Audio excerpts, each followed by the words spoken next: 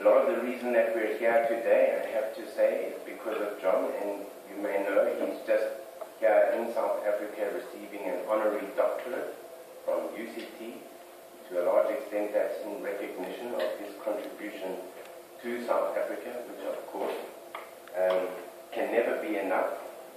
And John, for a long time, has had a role within CERN, an official role to promote CERN to non-member states, and in particular he has traveled many, many times to Africa. He has met an enormous number of government officials, invited people to CERN people to other countries, and so he's had really a long relationship with South Africa. He knows our scientists well, our students well, our funding agencies well, our government well, and it's unbelievable the commitment that you have to broadening the footprint of high energy physics, that we really do participate in global science. I think so many of our colleagues are like that, folks. Those of you who are young and starting your career, take note, that's how you must be as well. So you won't only do very, very good science, but also promote it everywhere. And John, I know that there are people from all over Africa here as well. Who's not from South Africa?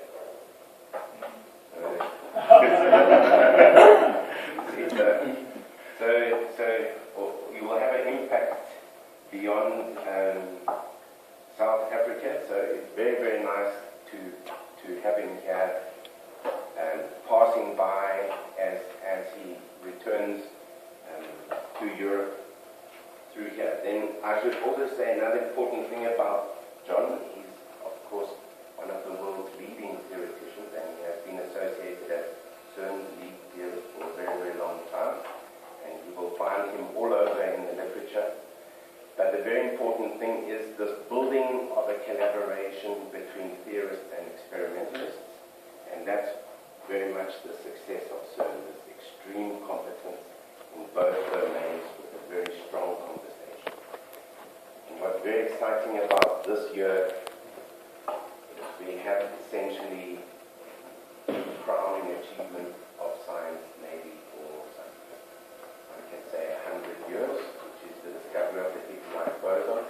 And it's our great privilege to hear about that and get the insight from that from someone like John. So you can either read his t-shirt or you can listen to his talk. But it's really going to be a privilege, and he's designed a talk that's going to actually be somewhat general but also give us a much deeper insight. And we have a time budget that goes on until 12, and there's very definitely opportunities for any kind of question. Thank you for coming in. Thank you, John. We look forward to it. Okay, my pleasure. I have a question.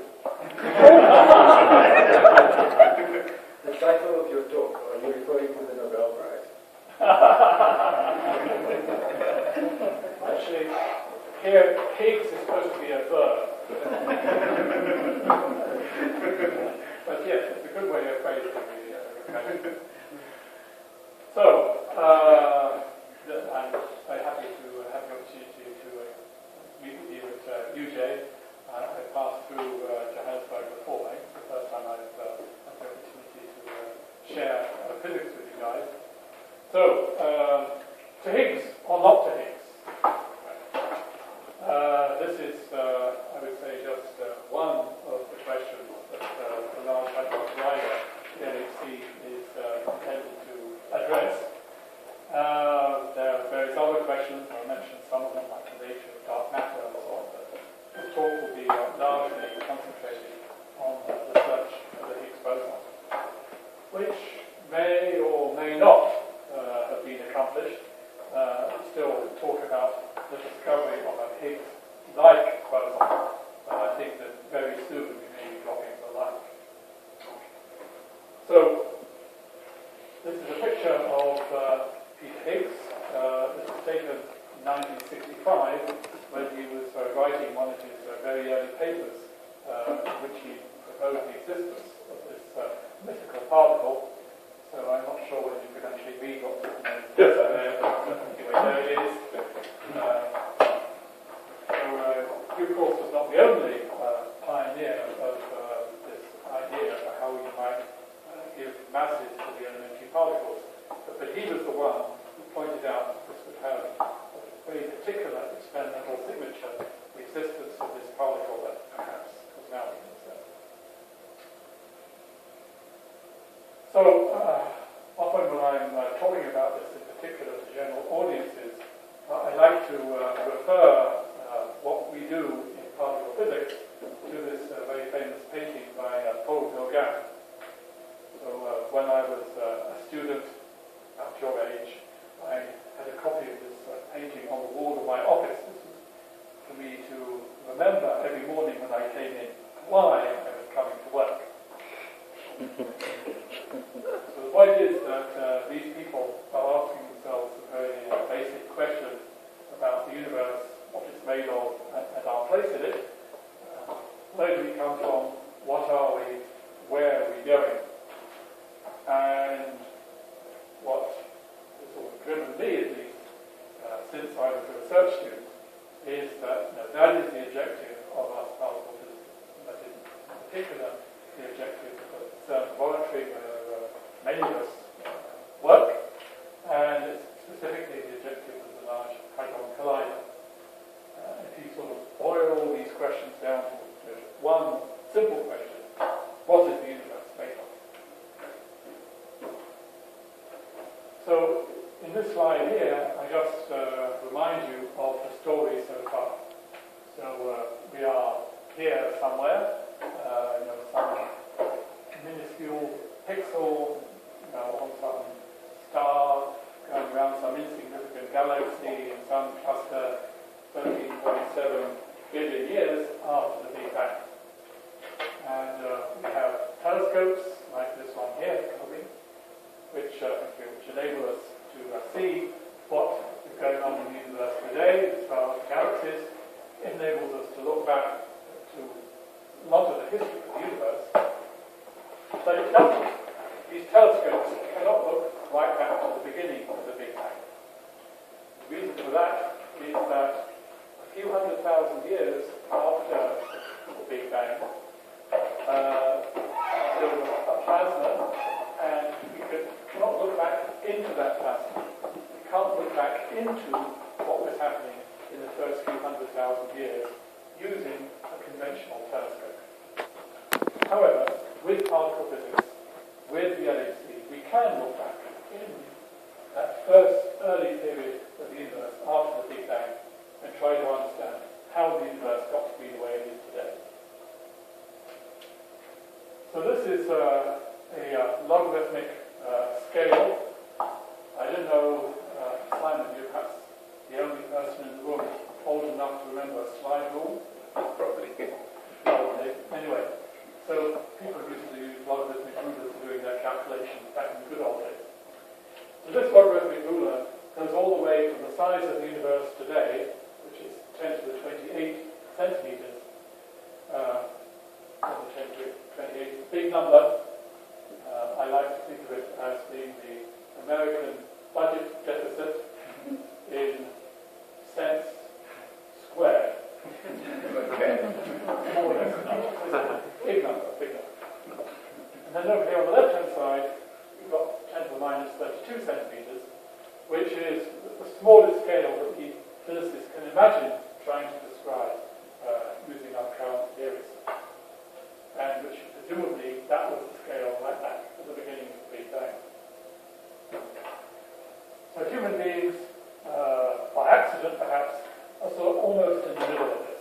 Within 10%, we're halfway along this logarithmic scale. I don't know whether you recognize this guy. This is Albert Einstein with his kid sister. And of course, we'll be meeting Einstein a bit later on also, perhaps on his kid sister. So we know that matter, such as Einstein, is made of molecules, made of atoms. Atoms contain electrons orbiting around nuclei. It was discovered in the first half of the 20th century that those nuclei are made up out of protons and neutrons. So around the middle of the last century, people would have said, well, okay, protons and neutrons, those may be elementary particles. In fact, we know better. In the second half of the 20th century, it was established that inside those protons and neutrons are things called quarks, and these, together with the electrons and related particles, those are the elementary particles of matter as we understand them today. So as I said, telescopes, whether they're on the Earth, such as SKA, or whether they're in orbit, they can look back towards the beginning, but they cannot see what was going on inside the proton, inside those quarks. Very small distances which control the behavior of the universe when it is very young. If you want to study the physics of the first moments after the Big Bang, then you need not just a telescope, but a sort of super microscope, and the LHC, the experiments that are done at the LHC, enable us to probe back into those first instants of the Big Bang. So one thing which I always like to emphasize is that in these very esoteric accelerator experiments, we are in fact studying conventional matter. We're not studying some sort of stuff, exotic, that only exists in particle accelerators. We're doing experiments with protons that are taken out of a hydrogen bottle somewhere at CERN, and then they're accelerated around, and then they make collisions. And I think sometimes we should be amazed at the fact that all the stuff in the universe is made up out of the same elementary constituents that you can study in these collisions. So I've already talked about the fact that matter consists of atoms with nuclei inside, with protons inside nuclei, quarks inside those. Our job now is to continue the work of the 20th century and to understand what these quarks, what these electrons are, and also to understand the fundamental forces between them. And this is the business of the LHC, and this is the business where we think we made significant progress on the 4th of July, as I'll discuss later in this talk. Perhaps worth remembering that in the first half of the 20th century, much of the progress in this field was made using energetic particles coming from outer space, the cosmic rays. So they were discovered exactly a century ago by Victor Hess, who went up under a balloon, and he discovered that there were these energetic particles raining down on the Earth from outer space, the cosmic rays. Now, when these energetic particles hit the upper atmosphere, their energy is converted into other particles, and among those other particles were discovered things like antimatter, strange particles, the muon. Many of the inhabitants of the particle zoo were first discovered in cosmic rays. However, if you try to observe these particles coming down from outer space, you don't know what energies they have, you don't always know what type of particles they were, you don't know when they're going to arrive, they interact somewhere up there in the atmosphere, you cannot do very accurate measurements. If you really want to study in detail what matter is made of, then you need to do experiments under controlled conditions in the laboratory with particle accelerators. And that's why in the middle of the last century, accelerator laboratories such as CERN, such as Brookhaven, were set up in order to do these studies in a more systematic way. So what did these studies reveal? So they revealed something called the standard model of particle physics. This was proposed in the 1960s, principally by three physicists, Abdus Salam, originally from Pakistan, you see here, and two American physicists,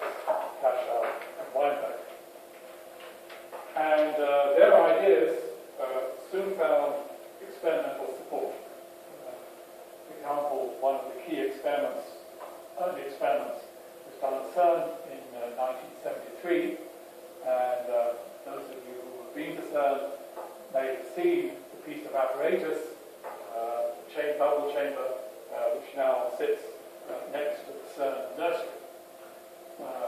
Those of you who will, I hope, go to CERN in the future, you should make a pilgrimage to go and have a look at it.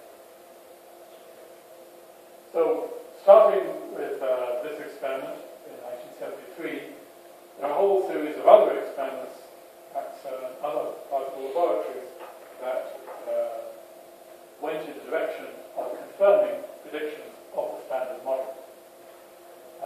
Let me just mention one example. During the 1990s, a whole series of very detailed measurements were made with a previous accelerator in the same tunnel as the Large Hadron Collider.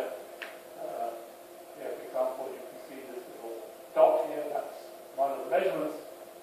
This green line is theory. You can see that the measurement is very accurate at mil level, and it agrees perfectly with the prediction. So we call this the Standard Model, but it's more than a model. It's a real quantitative theory that enables us to calculate the properties of the visible matter in the universe. Remember the number 3 there. Okay, so what does this Standard Model consist of? So it consists of a bunch of fundamental constituents of matter. So on the right here we have the electron. I already mentioned something called the muon, a very similar particle to the electron but heavier, that was discovered in the cosmic rays. Apparently there's a third one which was discovered subsequently in particle accelerators. Over on the left here we have the quarks. So 2 quarks are apparently sufficient to make conventional nuclei, but in the cosmic rays and other experiments, more quarks are found, and there are now 6 which are initially discovered. In the middle we have the neutrinos. So these are very light, neutral, weakly interacting particles. They were very much in the news about a year ago. You probably heard all the excitement. Maybe neutrinos travel faster than the speed of light. Unfortunately, they don't. Or at least the evidence went away. The experiment was mistaken. You see there's 3 different types of neutrino, and that 3 is the 3 that was on this slide. Okay. This experiment tells us that there are only 3 of these neutrino particles. Between these fundamental particles, we distinguish 4 different fundamental interactions. So there's gravity and electromagnetism, very familiar. Electricity and magnetism were unified by Maxwell almost exactly 150 years ago while he was a professor at King's College London, which is now my affiliation. And subsequently, theories of the other interactions were developed, basically building on Maxwell's ideas. And we were talking about the T-shirt. The top line of the T-shirt describes the theory of electricity, magnetism, and the strong and weak nuclear forces that act inside nuclei. The strong one holds them together, the weak one that's responsible for forms of radioactivity. So they're all described by the top line of my T-shirt. And actually the second line of the T-shirt describes how these fundamental forces act on the matter particles in the top part of the slide. So I like to think of what you see on this slide as being in some sense the cosmic DNA. These particles, their properties, will help encode all the information that you need to make all the visible stuff in the universe. You, me, stars, galaxies, George Bush, all made of stuff. But there's one missing information. So I mentioned that, for example, that the electron is a heavier particle called the muon. These quarks all have masses. This particle here is responsible for the weak interactions, also has a mass. The question is, where do those masses come from? And that's one of the big questions in fundamental physics that may have been answered on July the 4th.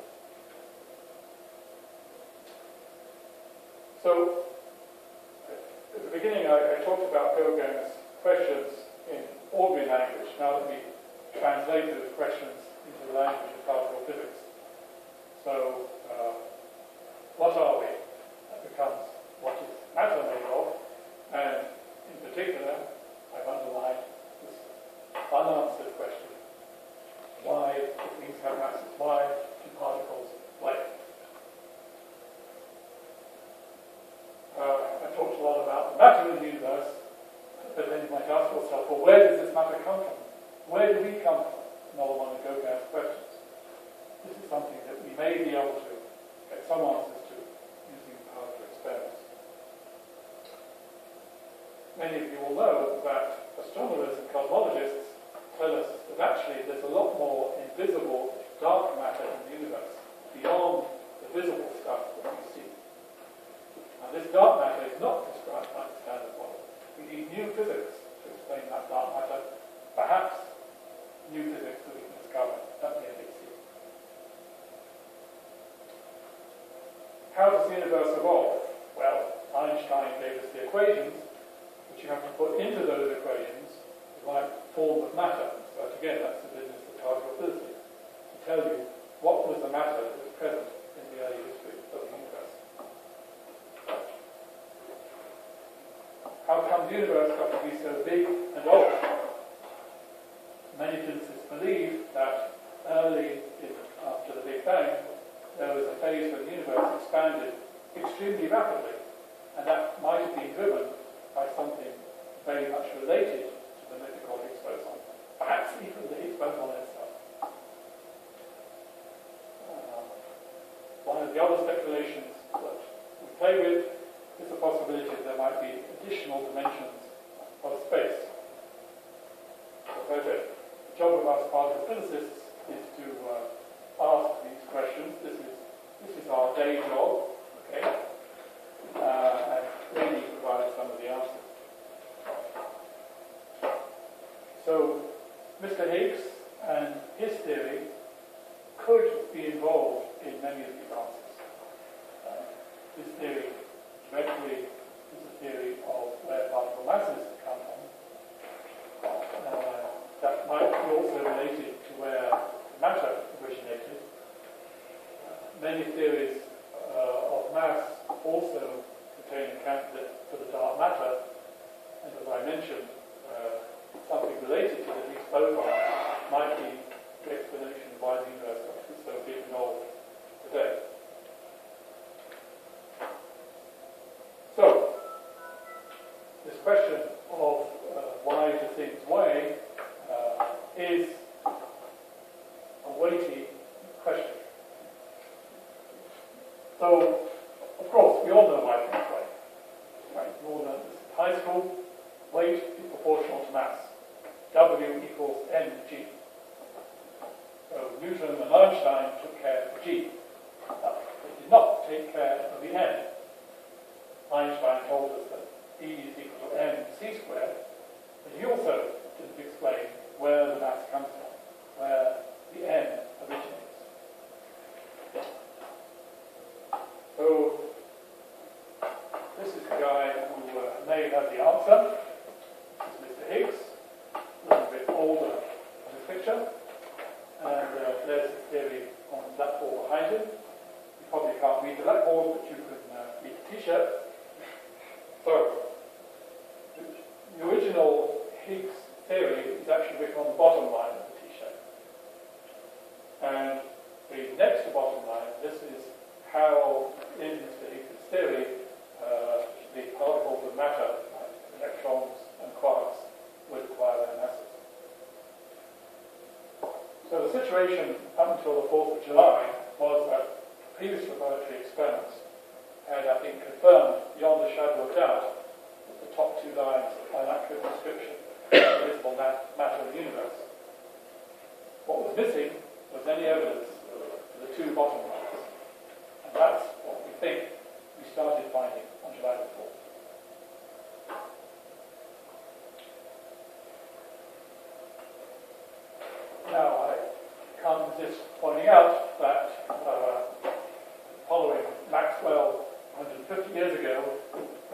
Higgs was a student at King's College London. He was an undergraduate and a graduate student.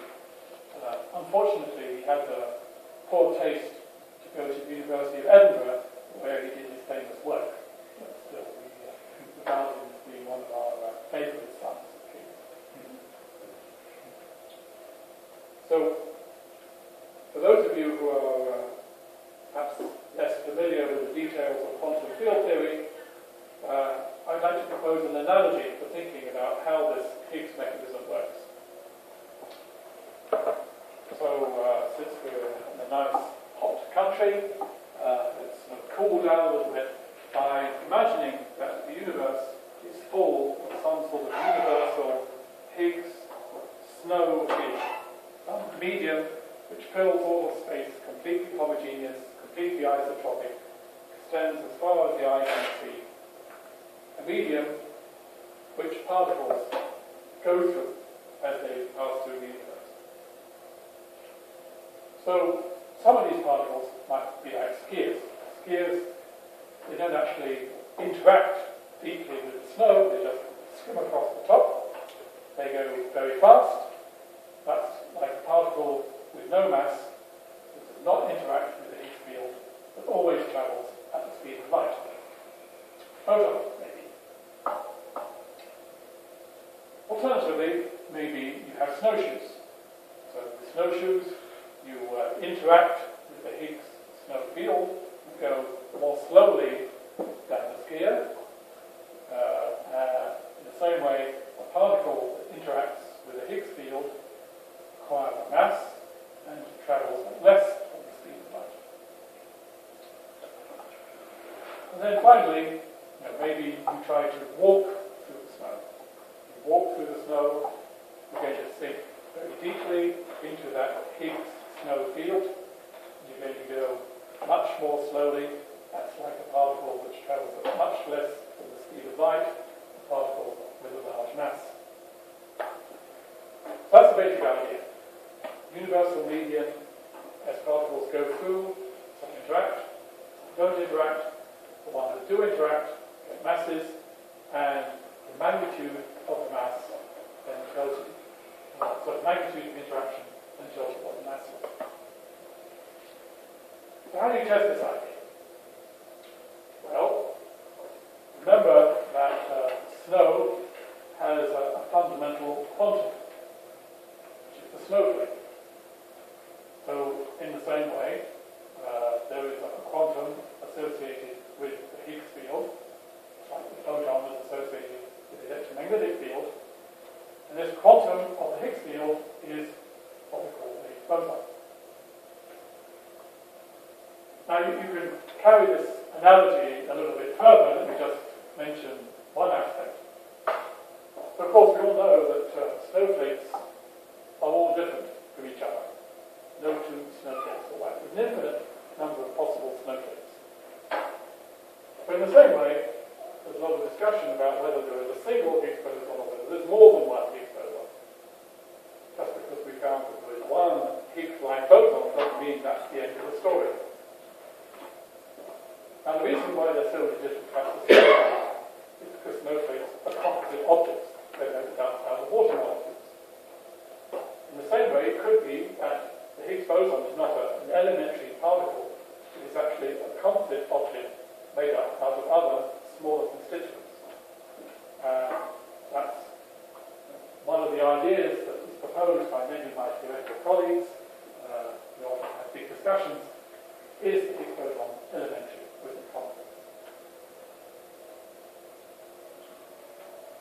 So this is a simulation of what a Higgs boson might look like at the LHC. So in the simulation, a photon came down this way, a photon came up this way. When they collided, their energy was converted into dozens of other particles, all those yellow lines, and a Higgs boson. Now, in this simulation, you have to remember that the Higgs boson is a neutral particle. You can't see it trapped directly, and it's very unstable. All that you see are what it decays into. And in this particular simulation, that was two energetic particles over here, these long straight lines, and these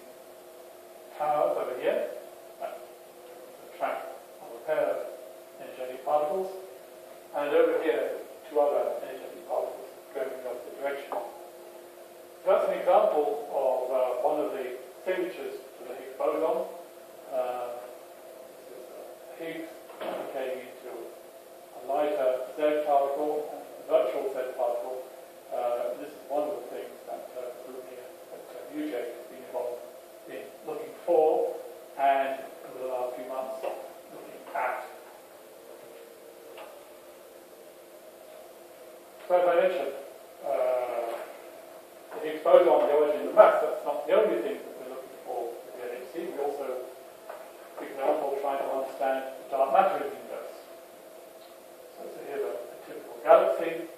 The stars are swirling around rather fast. By rights, they should just fly away. The galaxy should dissociate, but it doesn't. Why not? Presumably because there is some extra gravitational force holding it together, extra force generated by stuff that we can't see, the dark matter. So we have to imagine that this visible galaxy that we see is just a small fraction of the large clump of dark matter which is sitting around it. So that dark matter might be made of particles that perhaps we can observe with the LHC. So this is how experiments are looking for them. You can't see the dark matter particle directly because by definition it's dark, it's weakly interacting. What you can see is that some of the momentum and energy produced in the event has gone missing. Some of the energy momentum, here represented in this simulation by this red line, has been carried off in a way that you can't detect with your apparatus. So what you see is a peculiar event. There's perhaps lots of energy and momentum coming up on one side, but it's not balanced by anything visible on the other side. It's as if you were playing pool, and of course, two balls hit each other, one ball goes to the right, another ball goes to the left. This is a little bit like you fire the two photons at each other like pool balls, and they both go off to the right. That's not a pool table, not unless you had too much to drink. So in the simulation, there was some invisible pool ball, invisible dark matter, showing up in the other direction and carried away energy and momentum.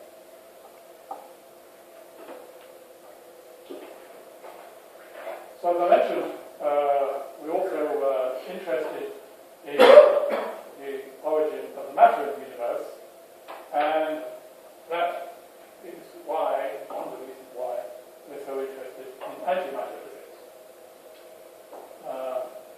Antimatter physics is also interesting to other people. In fact, there's a tremendous amount of interest generally in antimatter physics, some of it due to Tom Hanks. So we study antimatter at CERN, but rest assured, we don't produce enough antimatter either to power up the Starship Enterprise or to blow up the Vatican. Instead, what we're interested in trying to understand is the difference between matter and antimatter particles. So, the existence of antimatter was postulated back in the 1920s by Dirac, and he and others thought that matter and antimatter particles would just be simple equal and opposite from regular matter particles. So, same mass for the electron and the positron, but opposite electric charge, for example. So as I mentioned, antimatter was discovered in cosmic rays, and then particle experiments studied it in great detail. And it came as quite a surprise, almost 50 years ago, when it was discovered that actually matter and antimatter are not quite equal and opposite. Yes, as far as we can tell, masses of matter particles and antimatter particles are the same, but their interactions, in particular their weak radioactive interactions, seem to be slightly different. And it was suggested by the Russian physicist Sakharov that this might actually explain why it is contains matter, at least no large amounts of antimatter. Maybe the universe started off with equal amounts of matter and antimatter, but then because of the small difference that's been discovered, eventually the amount of antimatter became less than the amount of matter. Matter dominated, and that's what we're made of today. So this is a very interesting idea, but we still miss in details. The amount of matter-antimatter difference that's been seen is too small to explain the origin of the matter of the universe, and experiments at the LHC and elsewhere are trying to look for other ways in which matter and antimatter might differ. So the final topic that I would like to mention of issues beyond the standard model is unification of the fundamental interactions. So here we see Albert Einstein, a little bit older this time. A little bit older, and I like to think a little bit sadder, maybe. He doesn't look very happy in this picture. So why is he unhappy? Maybe because he foresaw that he would not succeed in making a unified field theory. So this is his last blackboard and his last desk, and it doesn't contain a unified theory. However, some of the ideas that he worked with are still very current today. For example, he was interested in the idea that there might be additional dimensions of space, and there are many people working on that today. Some people think that's the way to unify the fundamental interactions. Some people even think that extra dimensions of space might replace the theory of Higgs. So this idea that there might be extra dimensions of space led some people to suggest that at the energies of the LHC, gravity might become a strong force. And if that happened, they suggested, maybe when you collide quarks and gluons inside a photon, you might sometimes stick them together and make a microscopic black hole. So this led some people to get worried about the possibility that this black hole might eat up the entire Earth. It should be said that when you collide photons together, the energy involved is approximately the energy of a fly.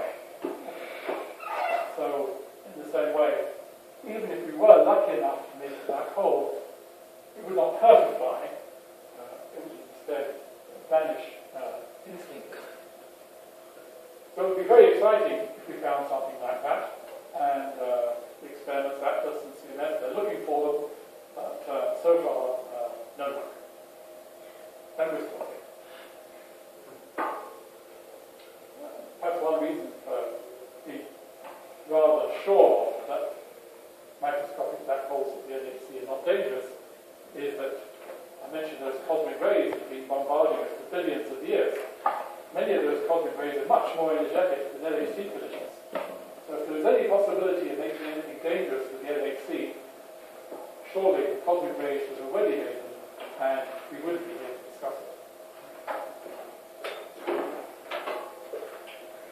Okay, so now we come on to the LHC. Here we are inside the LHC tunnel, 27 kilometers in circumference. You can just make out the curvature here, about 100 meters underground.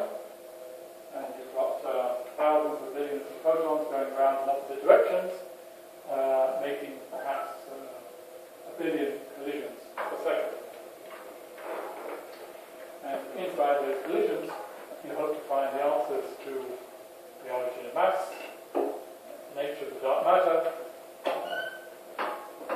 some sort of explanation of the difference between matter and antimatter, and more generally just trying to understand the primordial plasma that filled the universe back when it was just a few instants after the Big Bang.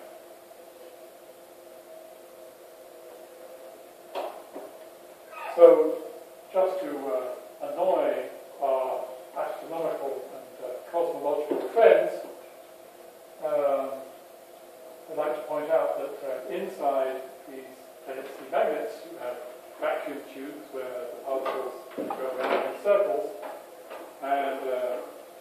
vacuum inside those tubes is better than on the surface of the moon.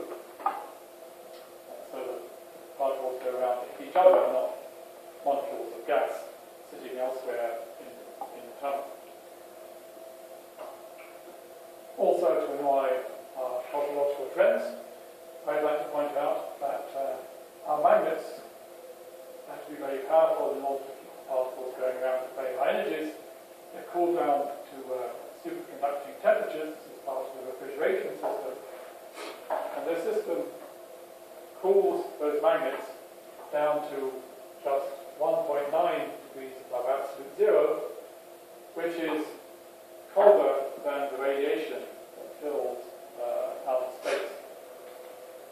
So outer space has this radiation from the initial stage of the Big Bang, which nowadays has a temperature of 2.7 degrees above absolute zero.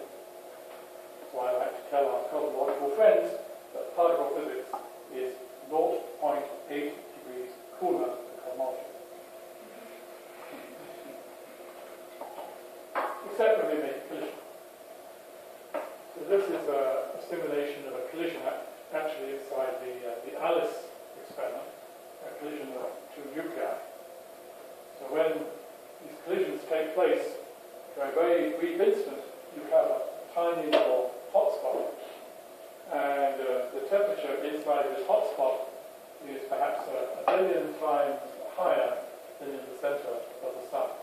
So this hotspot, very hot, very high pressure, it expands very rapidly, cools down, and it sends out particles, which then you try to detect.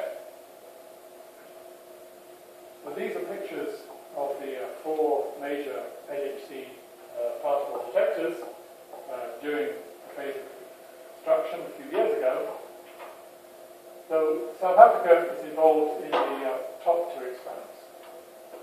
So on the left we have Ellis, which is trying to understand the primordial plasma that filled the universe when it was maybe a microsecond old. Top right we have Atlas, that UJ is involved with, which is trying to understand the Higgs and dark matter. CMS is a rival experiment with a similar set of physics objectives, different technologies. And NHCB, that's the one looking at the matter-antimatter difference. So this is a stroboscopic sequence of images of the installation of the Atlas detector in its underground cavern. And here, to set the scale, this is a person, a full-size person, not a Lego person. So you can see this is big. In fact, it's 25 meters tall and almost 50 meters long.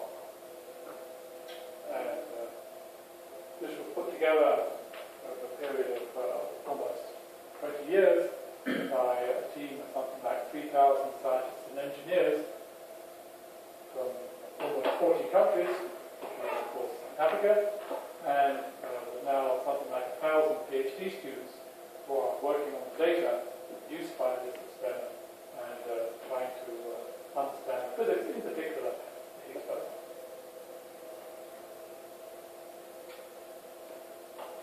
So people got very excited when LHC started up in the northern autumn of 2008. Here's a picture of the control room, and it's estimated that perhaps 1 billion people might have watched the start-up on TV.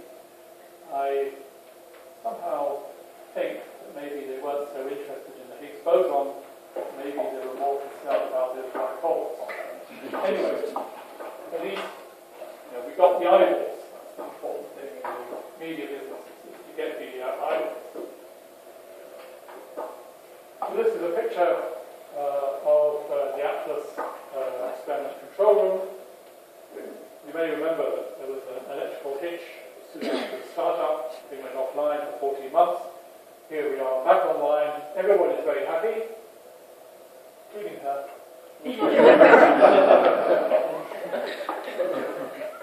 She's just, not being very demonstrative because, as I was she was the person with her finger on the red button to stop it if something went wrong. But everything worked fine.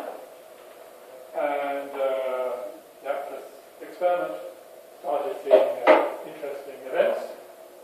This is one example. So here there was a collision that produced two energetic particles, indicated by these red lines here. This is now a real event, not a simulation. And these two red lines correspond to the production of the heaviest boson that was known before July the 4th. That's the Z boson. And up to July the 4th, the LHC experiments had succeeded in rediscovering and remeasuring all the previously known particles.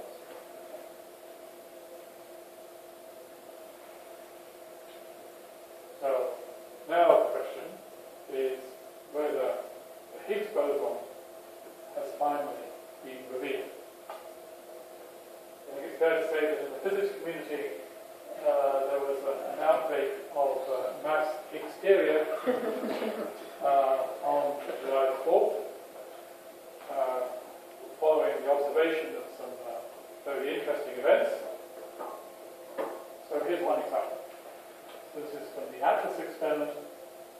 So here you see 4 red lines. 1, 2, 3, 4. So the fact that there's 4 particles produced tells you that you're looking at a candidate for the decay of a boson.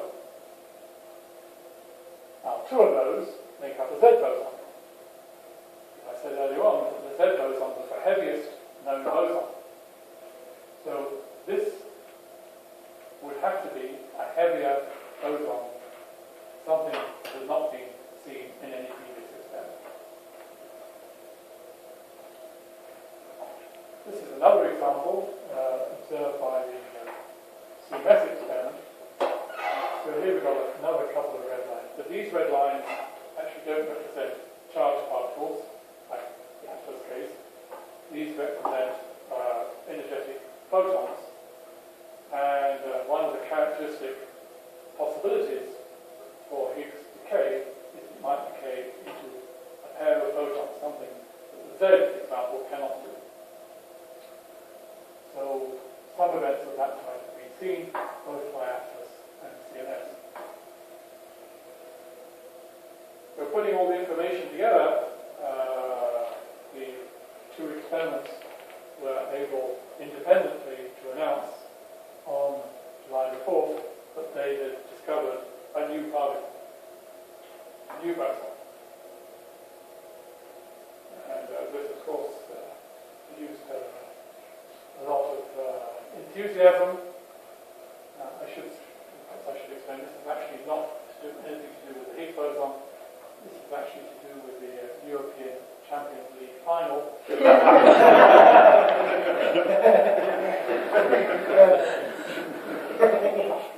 That's to explain why he's so happy, she's not so happy, and he's very definitely unhappy.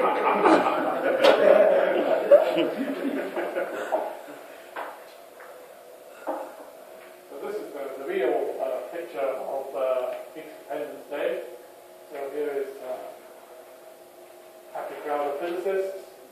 These are the previous directors general of the CERN, and this is Lynn Evans, the guy who really put the LHC together, accelerator together. And this is a picture of Peter Higgs on the right, together with François André, who was one of the other originators of the theory, although in his paper he didn't actually point out explicitly the existence of this massive boson that we now call the Higgs boson. So interestingly, they wrote their papers back in 1964. But this was the first time they'd ever met, 48 years later. As you can see, they seem to be quite good. Where's down here? In the corner. So that's Fabio and the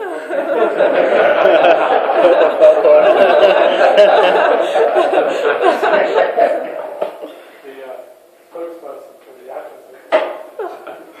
In the corner. Okay, so this is actually an unofficial combination of the results from Atlas and CMS. So let me try to explain what's going on here.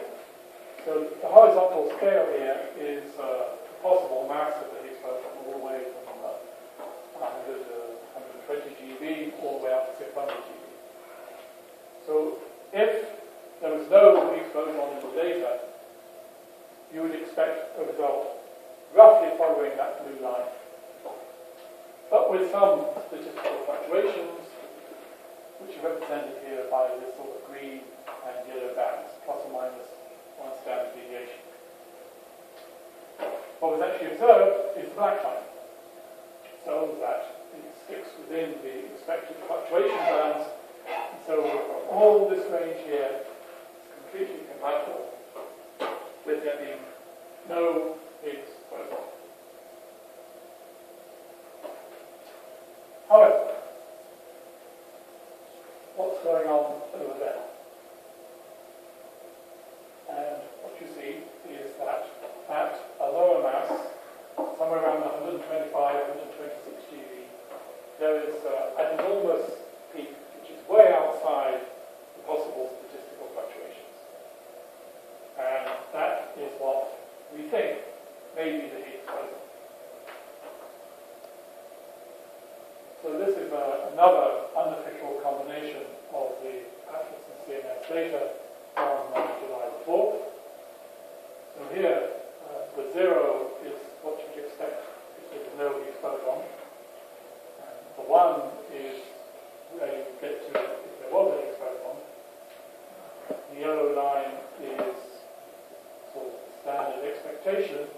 Of course, there's some uncertainty, and the black line is what was actually observed. So what was actually observed was a big fluctuation corresponding to the observation of a new particle, as I said, around 125, 126 GeV. By unofficial, were those some of those people who did who combined it themselves and then blogged about it on the internet? Exactly. So this is illegal, immoral, happening, unofficial, pirated, etc., etc., etc. But this guy actually has a track record of doing this, and he's shown in previous cases that he's done it pretty accurately. So I just showed this just because I just wanted to show one summary slide rather than lots and lots of them. Okay. Anyway, no Higgs boson on the left. No Higgs boson on the right, but something in the middle that may be finally emerging from the background.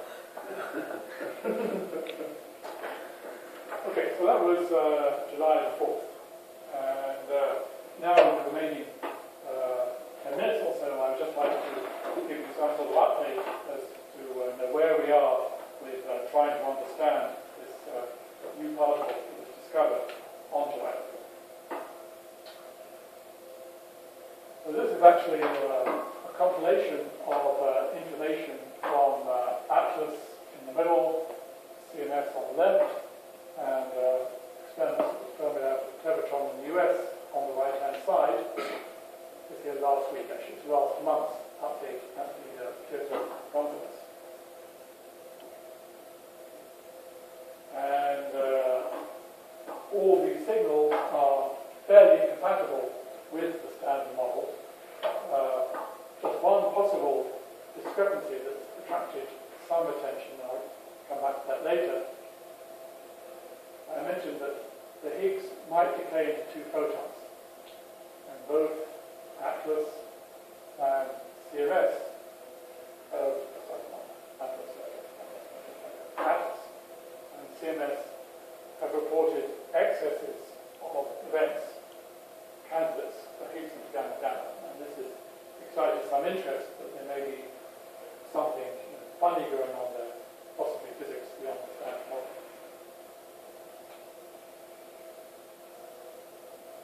So, what is this new particle? Let's discover. So the first question is, how does it spin? So all the known elementary particles spin, electron spin, proton spin, proton spin. Now we know that this particle decays into pairs of photons. The fact that it decays into pairs of photons means it cannot have spin 1 like the photon. It could have spin 0, it could have spin 2, but it could not have spin 1.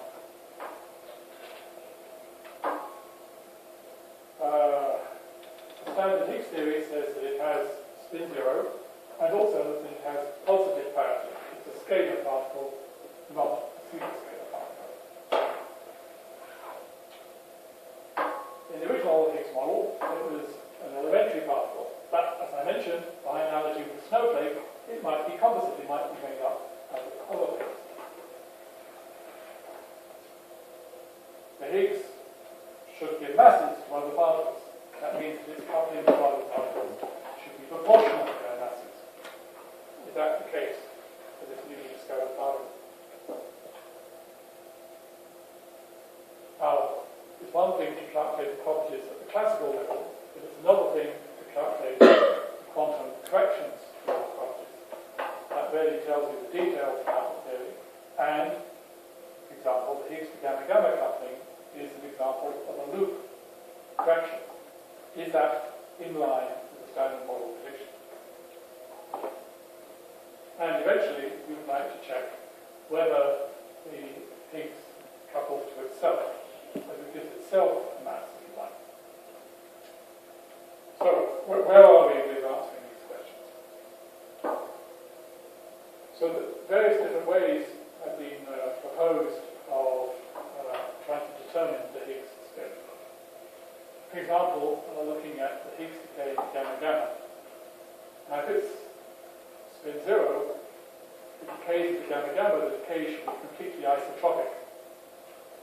But if it's got spin 2, it may decay anisotropic. The distribution looks like this. And so we proposed a few months ago, together with my collaborator Ellis to look at the angular distributions of Higgs to gamma-gamma candidates. And then a couple of months ago, together with my student Jae-Won Yu and other collaborators, we did a statistical analysis of this, and it seemed to us that with the data likely to be obtained in 2010, you could do an interesting, statistically significant discrimination between the spin 0 and spin 2 hypothesis. And last Thursday, this was the result that was presented by Atlas. So they indeed looked at the angular distribution of Higgs candidates decaying to gamma-gamma,